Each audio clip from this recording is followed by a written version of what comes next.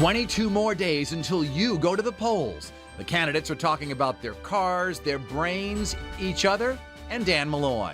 Next, we'll talk with two candidates for governor, Democrat Ned Lamont and Republican Mark Boughton. I'll ask each man, why should voters choose you? Plus, it's been around since 1991, but the income tax is front and center this year, as some candidates say, get rid of it. We're also joined by the father of the Connecticut income tax, former Governor Lowell Weicker. It's all straight ahead on Face the State this Sunday morning, July 22nd, 2018. From Eyewitness News, Connecticut's most watched local political program, this is Face the State.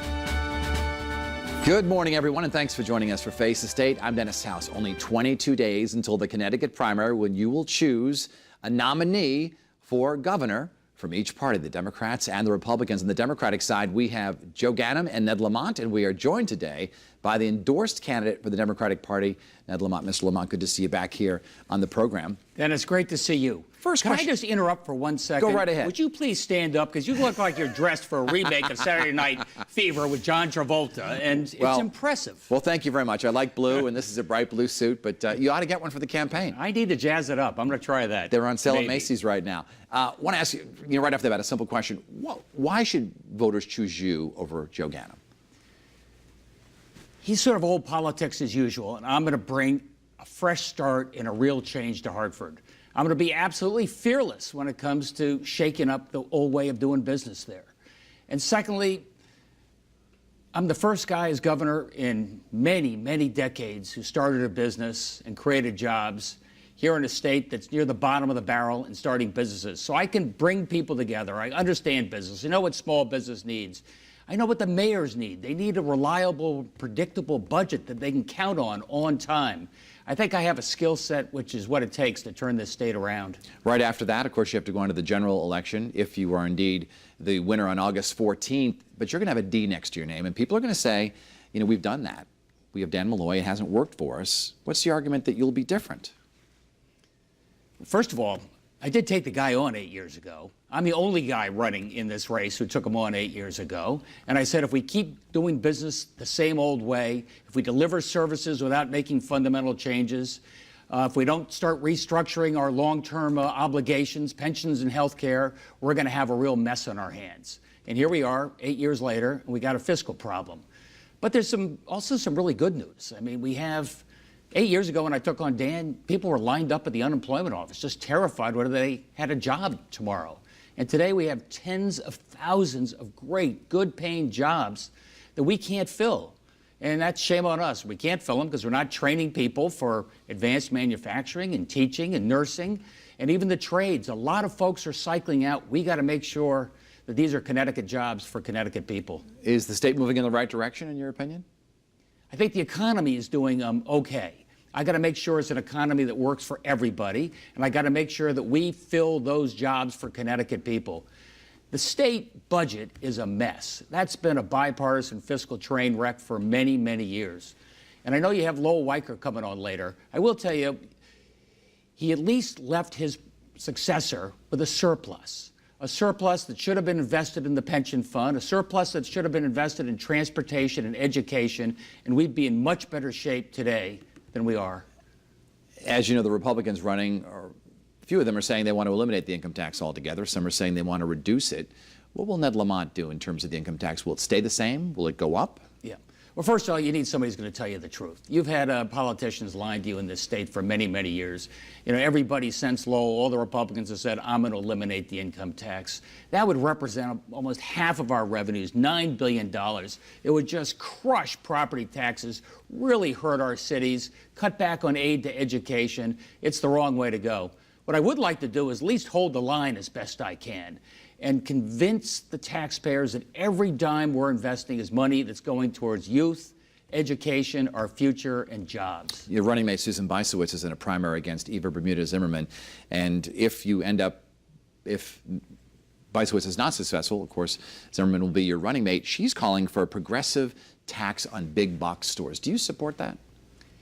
What it is, it's a tax on employees. So I'm not really sure that I want a tax for each and every person that you hire. But I think we've got to reform how we raise taxes from corporations. You know, I have an ad now that points out that Ned Lamont's cable TV company paid more corporate tax to Connecticut than GE did. So obviously something is backwards as we figure out how we come up with the right tax structure that includes our corporations at the table. In a state where some people are really thirsty for some tax relief or financial relief, what would the Lamont administration bring to them? Would there be any taxes reduced or eliminated? I hope so. Which I'd ones? look really hard at property tax. I'd look very hard at property tax rebates. I do everything I can to make it easy for young people and our seniors in particular. Those two ends of the barbell are the folks that are leaving our state to some degree. And I got to make sure our state stays more affordable. You know, for our seniors, I got to make sure they can afford to stay here. So a property tax rebate, something we've been cutting down on over the last 4, 8, 12 years, I'm going to turn that around. Your opponent, Joe Ganim, has made an issue of your wealth in this campaign. He's been criticizing you for it. And then when I asked him about this recently, he said, well, there's a big difference between you and Dick Blumenthal, who's also very, very wealthy, our U.S. Senator here. And he says that the difference is that Dick Blumenthal's in the cities and he's out with the people and you are not. Is that a fair assessment? And what's your response to that? Well, A, I'm out in the cities. I'm with the people every day. I look them in the eye. They know who Ned Lamont is. They know he's been involved for the last 10, 12, 14 years, ever since we took on Joe Lieberman in that big primary.